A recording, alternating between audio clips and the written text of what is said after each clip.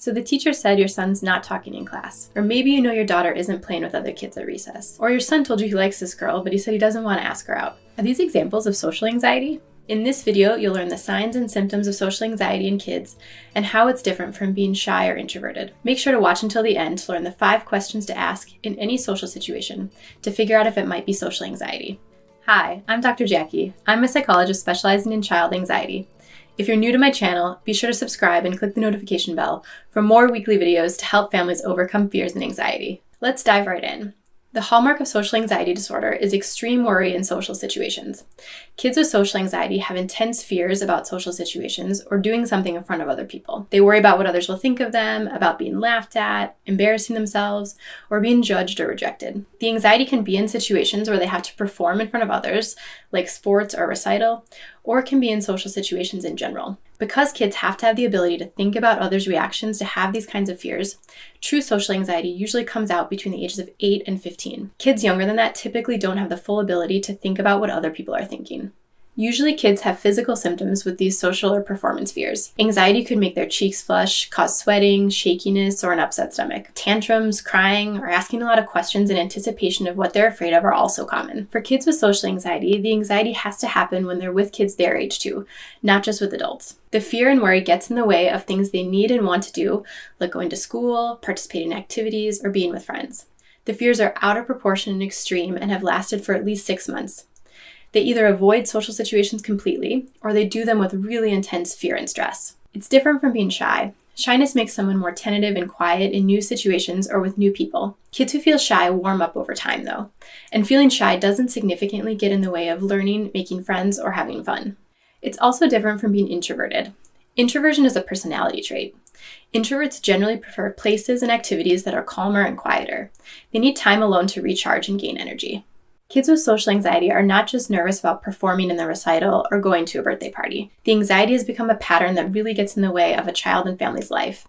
Even routine things like asking a teacher a question or inviting a friend to hang out can be really hard.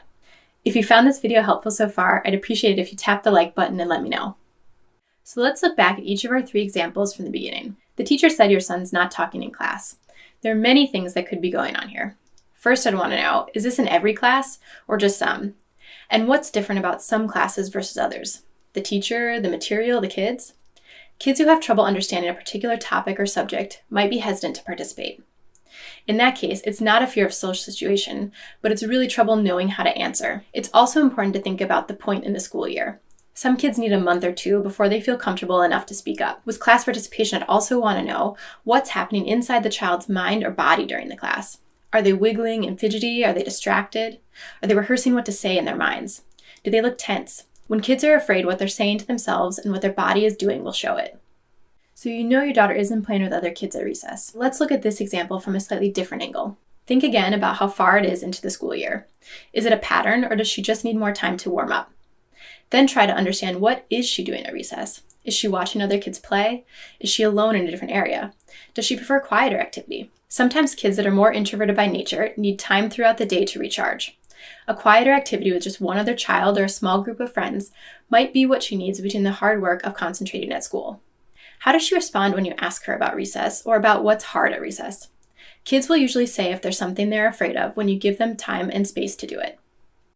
So your son told you he likes this girl, but he doesn't want to ask her out. In this one, it's clear he wants social interaction and a relationship, but something is getting in the way. I would want to know if he knows how to ask a girl out. Does he know what to say? What does he think might happen if he asks her? Does he get tongue-tied when he thinks about doing it? Does he get nervous or sweaty or shaky? These questions can help better understand what's underneath his reason to not ask her out. These are just some examples, and there are many more. Kids with social anxiety can have trouble writing on the board or reading in front of class. They may have trouble asking their teacher questions or asking for help. Reaching out to friends or joining conversations might be tough. Playing sports, going to a dance, being on stage, these can all be difficult because of worry about judgment from others. It's important to know if the issue is social anxiety, because how you respond, support, and help your kids will be different depending on what's really going on. So after all my examples, how do you really know if it's social anxiety? Here are 5 questions to ask yourself or your child to better understand. Has the avoidance, stress, or reaction to social situations become a pattern for at least a few months?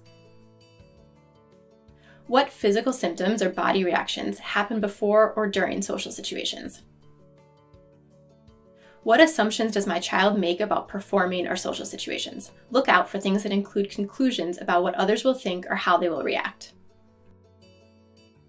Does my child know what to do in the situation where they're having trouble? Do they know what to say? Are they familiar with the class material? Do they know the dance steps or the rules of the game? Is what's happening affecting my child's ability to learn, make friends, or have fun? If you found this video helpful, let me know by clicking the like button and subscribing. This motivates me to keep making free videos to support parents and kids with overcoming anxiety. Now that you saw this video, be sure to check out the one below. See you in the next video.